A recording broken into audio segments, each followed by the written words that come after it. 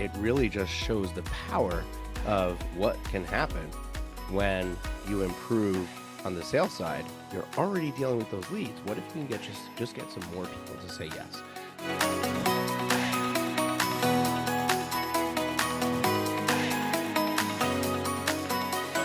Well, hello and welcome to another guest interview here on the Profit With All podcast. I'm your host, Moshe Amsel, and I'm excited to be talking about sales today. This is going to be a conversation around sales, attorney sales, not attorney sales, doesn't matter. And guess what? Most law firms out there think that they don't do selling, and it's called intake. I have a pet peeve about this because if you look at the history of law firms, it used to be you weren't allowed to advertise. And the only way that you found out about an attorney was through friends, family, your accountant, your real estate agent or whatever, right? So when somebody came, you didn't have to sell them, right? You basically were just getting the process started. So it's called intake because you were just intaking a new client. And that landscape has changed and changed permanently. Advertising is now allowed. There's certain restrictions on it and how you do it and whatnot, but essentially you're paying to get a client. Somebody's coming in who doesn't know who you are. They're not referred to you, and they're trying to evaluate whether they should use you. So it is no longer intake. It is sales. You need to demonstrate why they need the thing you sell, why they should do it with you, and get them to agree to move forward. So we're going to call it sales, and I always call it sales, and we're going to just not use the word intake, but essentially it's the same thing if that's how you call it in your firm. So our guest today is Kandis James. Kandis is the founder of the Scaling Sales Formula. She and her business operate in a fractional head of sales capacity. They have sales training, and she's the host of Sell Like Your Business Depends on It podcast. Love that name. She serves as a fractional head of sales for multiple organizations, provides team and corporate training, as well as specialized programs designed to help business owners scale their sales and drive sustainable growth. And she's Canadian. Why does that matter? I don't know. Kandis, welcome to the show. Thank you. I love that, the last bit. And she's Canadian. But yeah, I am Canadian. But thank you, Moshe. So I actually have an affinity to Canada. My grandmother lived in Toronto. So growing up, we would drive from New York to Toronto to visit her. And she lived on the corner of Bathurst and Lawrence, and there was a firehouse right next to her apartment building. So she was upstairs, and she only had a 2-bedroom apartment. So we slept in the living room, and at 3 a.m, the trucks would go on a fire call, and we'd hear the garages open and the trucks rev up, and we would pop out of bed and run to the window and watch. And this was back then. The firemen would hold on to the back of the truck to get there. Like they would So unsafe, but yeah. Yeah, they would go running behind it and jump on the back and hold on. And it was the coolest thing in the world as a kid to watch. Also, I learned map reading skills through all those trips because my father taught me how to read a map, and I would be in the back seat watching where we were going, and I would call out what the next exit was and stuff like that. I was a geek like that.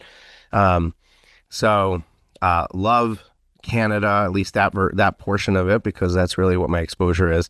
My sister-in-law is from Montreal, and my brother and sister-in-law now live in Toronto. So okay, so Moshe, then if you know Toronto so well and you're a map reader, I used to live not at Bathurst and Lawrence, but at Bathurst and King Street. Okay. Do you know where that is? I do. Is it north or south? It is. That's a trick question because Bathurst runs east and west. No, it doesn't.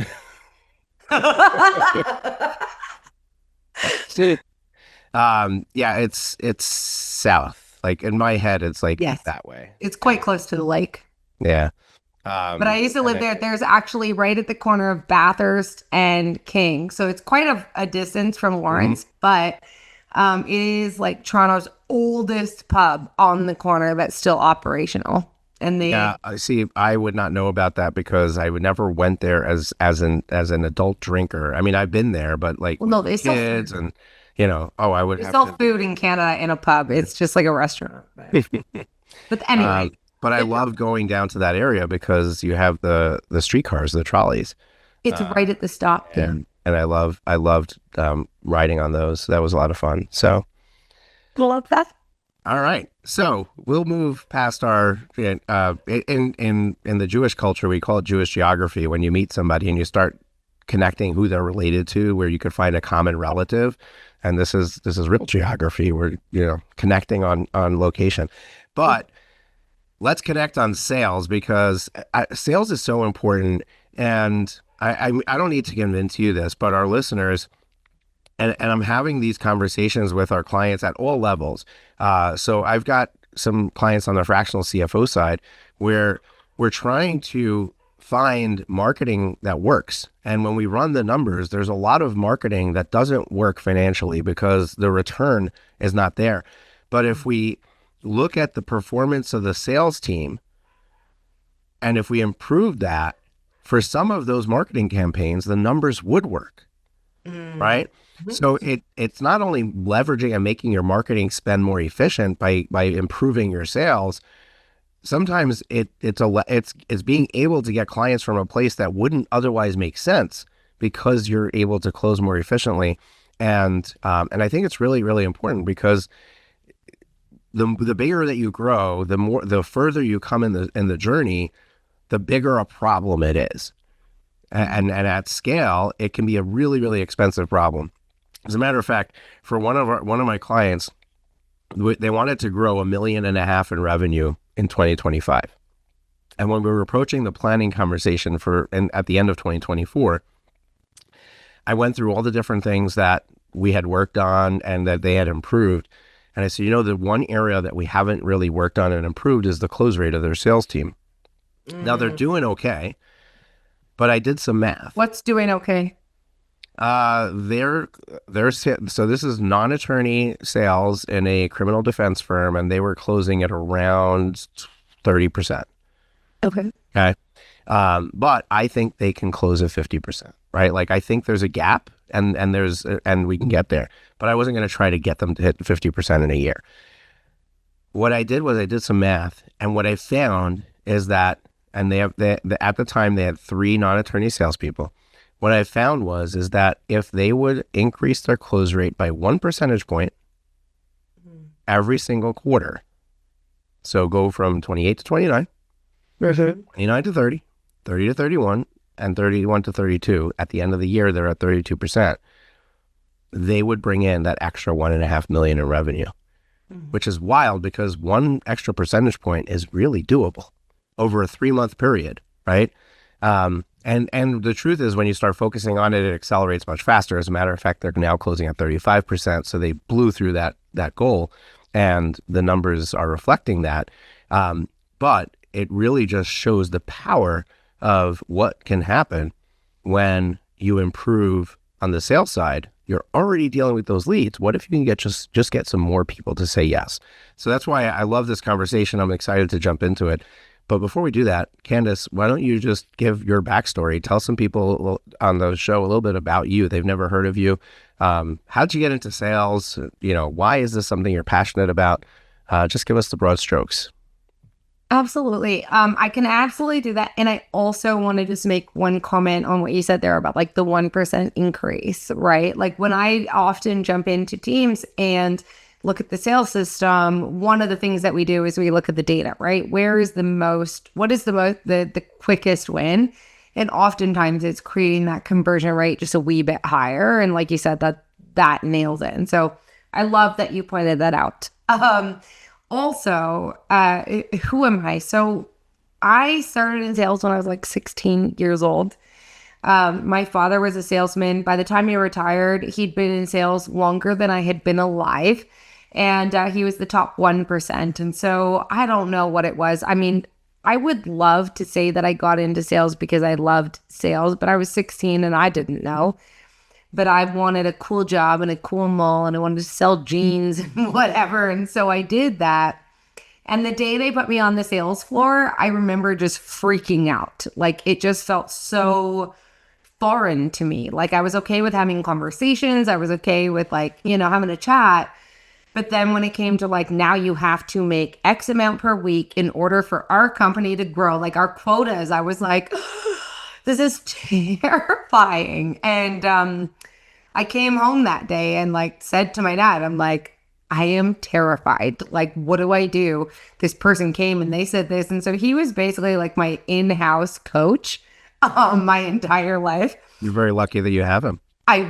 Very lucky. Yes. I adore this man. And also he's been so helpful. And anyway, so he kind of coached me through the entire time. Like people say to me, like if I give an example of when I was like 18 years old and a decision I made in a sales process, they're like, how did you know that? I'm like, I had an in-house sales coach, right? So I've had a business coach or a sales coach since I was 16 years old, which is weird. But now it's my time to kind of bring that on and put that into other perspectives, right? And so when other companies come to me and say, how can we increase our sales revenue? How can we increase our conversions? Like I use not only the knowledge, obviously, that I brought forward with my dad, but I just turned 42 yesterday. So it's been a lot of years in sales. And what's that? Could have fooled me. You were talking about how you started when you were 16, and I was like, well, so now you're 20 something, like big deal. But yeah, I had no idea. Really? Yeah. I've known you for so long too. But yeah, I turned 42 yesterday. So, now it's getting to the point where like we're looking at multi-million-dollar companies that I'm working with. And like, how do we get you from this like kind of small profit to this massive profit? And what do we need to do to create a sales team that grows with you, that wants that, right? And yeah, I mean, that's really what it's all about, is like, what are your goals? How do we get there? And then how do we work backwards from there? I love it. I love it. So let's start in an interesting place. And this might not be the best place to start because it doesn't really hone in on your biggest expertise. But one of the things that attorneys grapple with when they're first thinking about sales is attorney sales versus non-attorney sales. Yeah. And I'm just curious on your thoughts around that conversation. I've got my own and I'm happy to share mine, but when you're working with law firms specifically, are you seeing a difference? Should they be looking specifically for attorney salespeople, for non-attorney salespeople? Is one better than the other? How do you approach that whole conversation? Love this. So I run a program specifically, that helps people increase their sales ability, right? Like I'm talking specific conversations and like, what do we say in that moment? And 50% right now are attorneys, which is amazing. But they see the same value as anybody else. Now, if you're looking as like a head attorney and you're running the firm, do you want to hire somebody who is an attorney or a non-attorney? What I would recommend, and this may go against the bucks, is like a non-attorney salesperson, or somebody who was an attorney in a very specific set of law that is not what you are practicing, right? And the reason that I recommend this is that this may sound counterproductive, but the less that somebody knows about exactly what you do, the better they're going to be at selling it, because they're very outcome focused versus detail oriented focus. Like they're not going to get into the weeds about what you do. They're going to talk about the outcome because that's all that they know. Does that make sense? Yeah. I love this response. My response is a little bit different, but really coming from the same place. And that is, you need a salesperson, right? Attorney, non-attorney is irrelevant. That we come into this with the assumption that an attorney can sell better, but the reality is that most attorneys are awful salesmen. Truth. At the same time, I have clients who have an attorney on their sales staff who is a rock star salesperson, and that person should not be practicing law. They should be doing sales all day long because they're awesome and they're amazing at it. And as long as they're happy doing that, that's what we should do with them. So I kind of feel like we throw the bar license out the window because that's not what makes them a good salesperson. And I love your point about, hey, sales is about getting them to see that your firm is the firm they want to work with and that the solution that your firm provides is a solution they need. And it has nothing to do with what the actual solution is.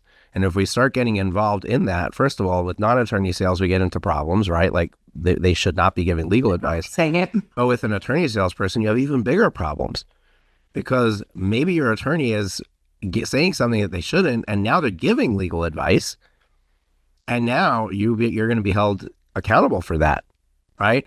So there's even risk with having an attorney salesperson. So I love your take on it, and I think that we shouldn't say I'm building a non-attorney sales team, right? Like people like to say that, and there's vendors out there who teach programs, and they're like, we'll help you build up your non-attorney sales team. I don't think it should be relevant whether they're an attorney or not. I think you find people who have the qualities of a salesperson. They're money hungry. They love talking to people, and they can ask the hard question, do you want to buy? Right? Like that's the qualities of a salesperson, right? So let's jump into that, right? Kandis, when we're talking about sales, what do you find is the lowest hanging fruit for people to do to improve their sales process, to hone in on with themselves or their sales team, to start to move the needle on getting better at the skill?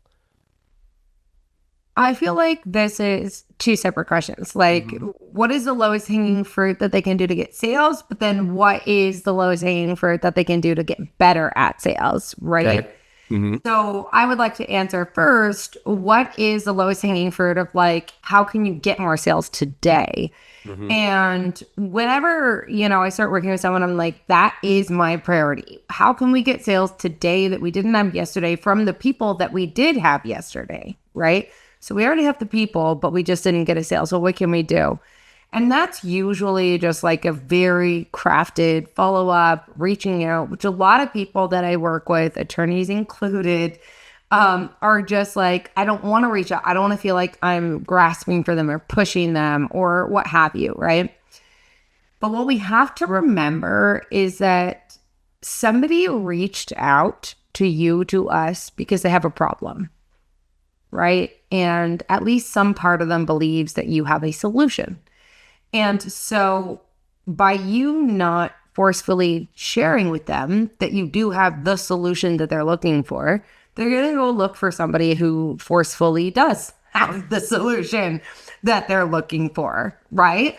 And I always bring this back to this one example. And at this point, I'm like, oh gosh, Kandis, you talk about it all the time, but it's very pertinent and it really seems to resonate, right? When I first moved to Thailand, I lived there for 5.5 years. When I first moved there, anytime I had an ailment, didn't matter if it was a headache, a stomach ache, a muscle ache, whatever, everybody in Thailand that I knew was like, Tiger Balm. And I was like, oh yeah, I don't know. They're like, no Tiger Balm, no Tiger Balm, no Tiger Balm. So I started using it for my migraines, and my migraines went away right away. Then I would try to tell my other friends, hey, use this Tiger Balm. And they would be like, no, I don't really think I need it. I would convince them to use it. They would use it. The end would be done. They would be like, oh my gosh, I've had migraines for 25 years. And this is the first time it went away in half an hour, right? You have the same result as that Tiger Balm. The only reason you're not pushing it as hard as I push the Tiger Balm is because you own the company. I don't own the company of Tiger Balm, so I could be like, trust me, use it, buy it. And the majority of the time that people do not pursue the sales event is because there's some part of you that believes like if they don't buy or if they don't think it's worth it, that it's on me because I own the company. So this comes down to two things. A, get a sales team so that you don't have that feeling. And B, feel your truth, right? Like if you truly believe that you can help somebody, then you have to share that with them. And the fact that every single person I've ever shared Tiger Balm with is so excited, like that shows you that I'm doing it from a compassionate place, from a loving place. I know I can help you. And sometimes we get caught up in the idea of like what sales is, sleazy, slimy, whatever. And really, ultimately, at the end of the day, it's like, I can solve a problem for you. Yeah, I love that. And honestly, like I've been involved in a lot of situations where and people listen to this podcast know, like I can convince you that getting a VA is the best thing for your business. And I can tell you that Get Staffed Up is the best place to do that. Go to profitwithlaw.com/get staffed up and you can get started, right? It's way easier for me to sell you on getting a VA from Get Staffed Up than it is for me to sell you on becoming a client in my elite program, right? It's easier for us to sell other people's stuff. And that's the flip side of what you just said, right? Like as the owner of the business, we bring other baggage to the conversation. Interestingly, at the same time, on the flip side, owners, when they're hiring their first salesperson, have an expectation that that person is going to step in and close at the level that they've been closing. And most of the time, that's not the case. Most of the time, the people come in and they close at a lower rate. And they grapple with this decision. And this is really just your first hire. I mean, once you have somebody and you hire your second and your third salesperson, this goes away. But then they have this thing where like, oh, am I better off owning this and keeping it and not losing the those sales that we didn't close? What do you say to those people? How should they approach that? How long should that take? How do they get somebody to close at or better than the rate that they were closing? I'm sure that you're seeing this with people who are just starting to build their first sales team. So what are your thoughts on that? My thoughts on that are that ultimately, typically, from my perspective, what I have seen is that if somebody is doing their own sales calls, it's usually because the business is a little bit smaller. I'm not saying small, but I'm saying smaller than like a large, giant place. And so people are already used to seeing that person's face, seeing and hearing from that person, right? So if they jump on a call with that person, it's going to be an easy close, quote unquote, easy close, because they already are very familiar with that human, right? that? But then the problem is, and this is actually something that I helped one of my clients through last year. So we started chatting. She was like, can you just give me an idea of how to like create a sales team? Sure, can do. So we did, and she created a sales team, but she ended up, the reason that she asked me was because she was spending 30 hours a week on sales calls. And she was making really good money doing it because she was closing at a really high rate, but she was burnt out and she was ready to like throw the business away. She was just like, I don't want to do this anymore. Like, I can't spend this much time talking to potential clients and closing 50%. I need to only be spending my expertise talking to clients, right? And so over the next like 6 months, we built out a sales system that alleviated her from the sales role and put in place a sales team. So, and I was there for like the training and all that stuff. But anyways, at the end, we had our highest launch revenue ever, and she did none of the calls. She was not involved in that in any way, right? And so she was then able to see the same results, but she didn't have to take the sales. And so what I'm kind of saying here is like, in the beginning, there may be a trial process, a learning process of like, okay, how do we understand? But that's what I do. I work with whoever any of my clients and say, okay, what do I need to know in order to bring this to the sales team? And my goal is to separate yourself as the firm owner and the people who are selling. And I am that in-between person. So you just get the sales coming in and I deal with the rest of it. Right? And like, she's beyond the moon excited. Yeah, there's a lot of different ways to step into the growth. And like if you're in, say, estate planning, and they're coming in to, and they have to meet with the attorney, to get their plan or get the strategy. Um, you know, you showing your face can really help, but you can also have somebody on your team start and end that meeting and start to spend less of the time in the room. Um, but I look at my larger clients. I look at somebody who, we're doing fractional CFO work for, and one business was doing, their sales team was doing 300,000 in the beginning of 2024 a month, and now they just did 770,000. Right? Um, it's impossible for you to do that yourself. Like to just continue to scale the volume that you can push through, right? Like you're limited. You're limited in the number of hours. You're limited in how long you can do it before you get burnt out. Um, so this problem has to be solved if you want to get bigger than yourself, right? Like if you want to grow, this example I just gave is a firm that's got 7 attorneys, 8 attorneys. So yeah, it's a lot of listeners are not there. Some are beyond there. Some are much bigger. Um, but I just had a conversation with a firm owner, um, doing in excess of 50 million. And he told me that his sales team is one of the things he's most proud of, like that they've built this amazing sales team. And that's like one of the secrets to their success. So sales is really important. The hardest part is not just the strategy of how do you sell, but also how do you assemble the team? How do you train them? How do you upgrade them? So there's 2 places we can focus, Candace. We only have so much time on the show. So let's actually talk about the assembly of the team. Let's focus there. How does somebody go about finding salespeople? Is there a strategy that you use when assembling a team, in the hiring process, in the training process, and then we'll get to overseeing them, but just in actually bringing them on.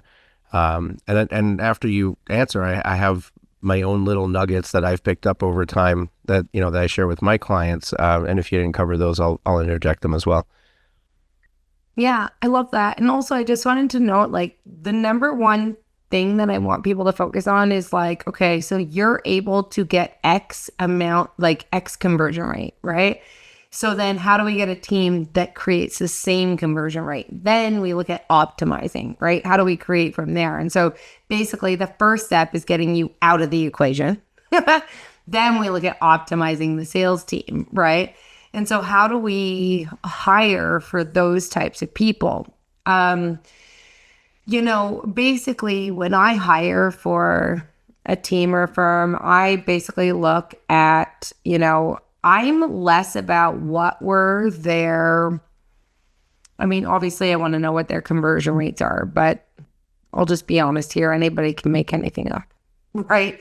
So they could just tell us that that's what it is. And so I'm very aware of that, of like, they could just tell you, or they could amplify it. And so I'm not super keen on just being like, hey, what was your conversion rate? And tell me about that. Rather, what I like to do is just get them in a very, we're chilled out, we're having a conversation, and then all of a sudden I will go into role play without really asking them, and we will just see how they handle on the spot interaction. Really good salespeople can pivot at any moment. They can go this way, they can go that way, they can respond to anything that anybody says, and that honestly is what I'm looking for. If I throw them a really random question, or if I put them in a spot that's a little bit awkward, I'm like, oh, by the way, we're role playing. They're like, oh, okay. And if they fall into place and just start answering back as if it's nothing, to me, that is the quality of a really good salesperson, because they need to be able, because nobody's going to say what we want them to say. Right. So they need to be able to respond super quickly, super effectively, and not seem awkward. Yeah, you can't scream. You can't. I don't know why I said the word scream, because my dog is barking like crazy. At this Can't point, bark about it. I lost my train of thought of what I was going to say. But I do love that um, that tactic. What I find is that we can't find the perfect A player salesperson every time, right? And because of that, what I advise my clients to do is when you're growing your sales team, hire at least two at a time. Because part of being in sales is to see who's hungry, right? Who wants it more. And and it doesn't matter what stage of growth you are. You could have 8 people on the team, you could have 0 people on the team. Even if you don't think you have the volume for 2, that's the whole point, right? You want to see who's going to grab those leads and get on top of them. It's the close rate is part of it, right? But most of it is the motivation. Most of it is wanting to grab the lead, have a conversation with somebody, and actually walk them through the process of getting them to the close. That's the biggest part of the job. And so many people are on sales teams and they're not jumping at the bit. They're not grabbing those leads. And what I find when I'm working with larger teams is we're talking about the answer rate and how quickly they're responding to forms, and that's the biggest area where they can improve. How's that possible? These people are getting paid on commission. If a lead comes in, they should be grabbing it before somebody else does. But a lot of people are not. And so pitting them against each other is part of the interview, right? And you can only do that after you've hired them. So my recommendation is if you're hiring salespeople, minimum of 2 at a time. And if you're rapidly expanding a team, try to bring 3, 4, or 5 in at a time, because you can train them at the same time. You can see how they perform against each other. They can see how each other is performing against each other, and they feed off of each other. And that's going to exponentially improve the results of who you're bringing on. May I say something to that? Yeah, of course. I agree with that. And as somebody who has been part of a sales team for the last, how old am I? I don't know, 30 years or something, almost 30 years, 26 years.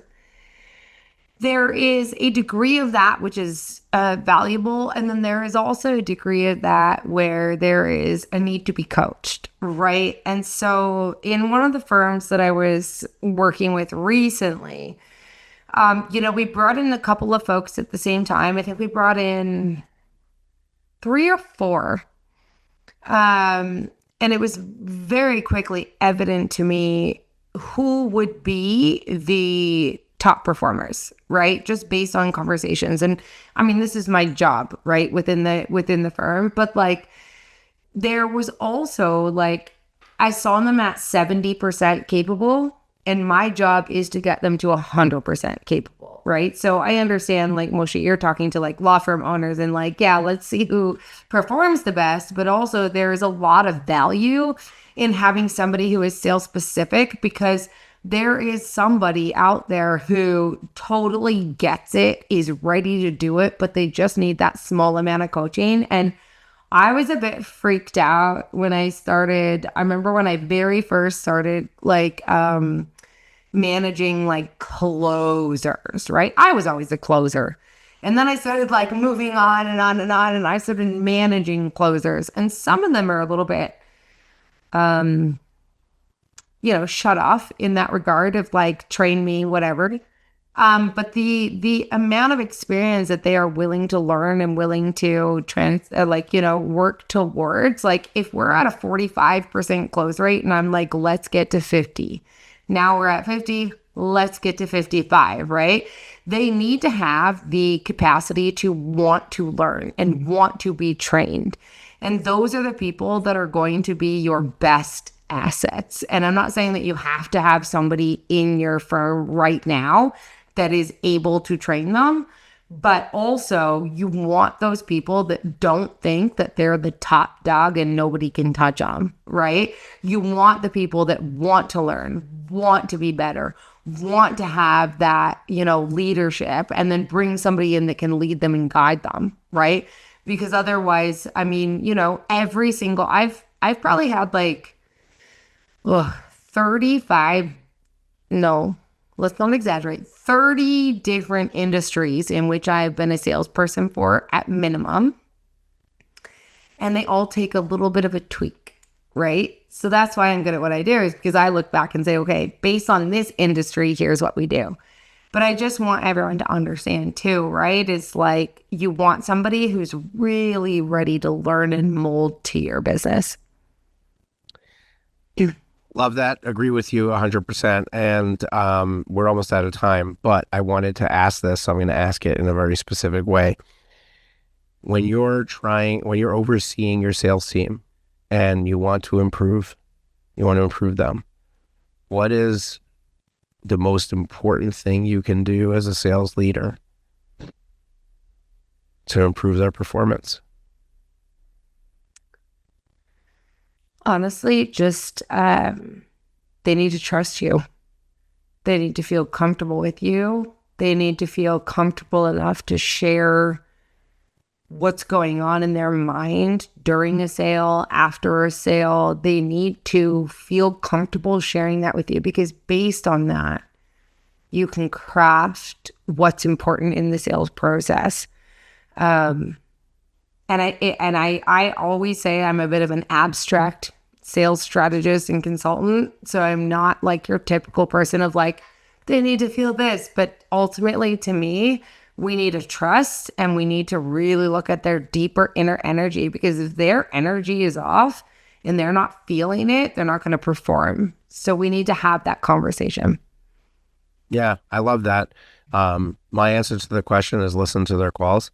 So many people just know in theory that they really should do that, but they don't actually get around to doing it. They don't, they're not set up to doing it.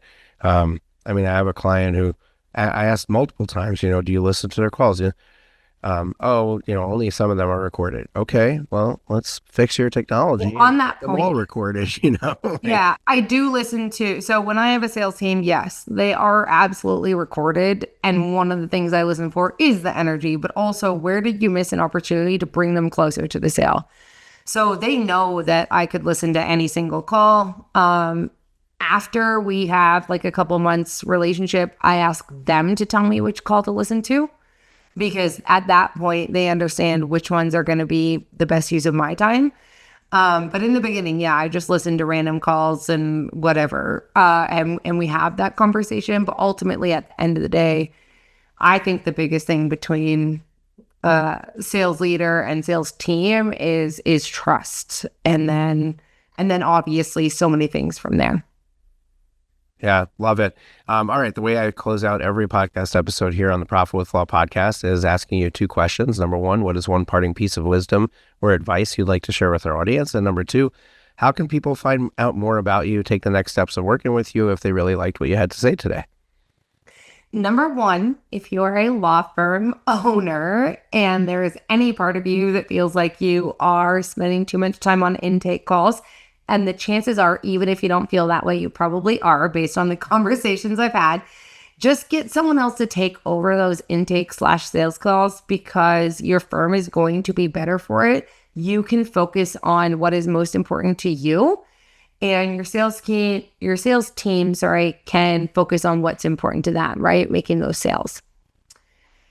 As far as how to reach me, you can find me at kandisjames.com, Kandis James.com, or on Instagram, kandisjames.com. And also, I'm going to give Moshe an amazing freebie offer. It's basically an online audio training that is all about how do you assess where in your business do you actually need to improve your sales funnel. So Moshe already said he'd send you that link. So he'll put that below, I suppose. Right, Moshe? Awesome. Yeah, you're going to be able to download that from profitwithlaw.com/Kandis, Kandis. My team will do the redirect for that. So this way I'm able to spitball a link right now without even having it. Profitwithlaw.com/Kandis, Kandis. And as any of the things that we shared along the way, we'll link that up in the show notes, which can be accessed to profitwithlaw.com or in your podcast player or in the description in the YouTube channel where you're watching us. Kandis, this is a great conversation. I have to have you back for the other side of it, which is diving into the actual sales process and improving the close rate. We didn't talk about that at all. So my team will book us up if you're willing to come back and have a second combo and dive into that. Really enjoyed talking about this stuff. Folks, if you're not sure if sales is your challenge, you do know you want to grow. You do know you want to scale, get beyond yourself, get beyond the team you've built already, but you're just not sure where to go next. Every month we offer 8 slots where you can have a free strategy session with somebody on my team. What happens on that call is we help you get really clear about what your goal is 12 months from now, really clear about what's going to hold you back or get in the way of you obtaining that goal, and then get really clear about how to overcome those challenges. Excuse me, I'm recovering from a cold. This is awful to do on a podcast, but we really don't edit that, so sorry for coughing in your ears. My team will be happy to get you through that call and create a ton of clarity for you on your journey. And if you want to explore what it might look like to work with me and our coaches in going through our elite program, or on the fractional CFO side, if your business is large enough, and help you increase your profitability and scale your business through a lens of very clear numbers, we can help you with that as well. So profitwithlaw.com/strategy session is where it starts. profitwithlaw.com/strategy session. And you can book your free 30-minute strategy session with somebody on my team.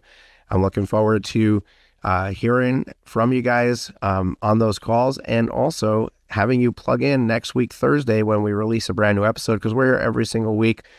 We recently celebrated our 500 episode mark, and we have absolutely no interest in slowing down. So we'll be here next week with another amazing guest episode for you. Really appreciate you guys being here. If this is your first time listening to the show, make sure you hit the subscribe button so you get notified when we go live. We'll see you next week. Take care. Bye for now.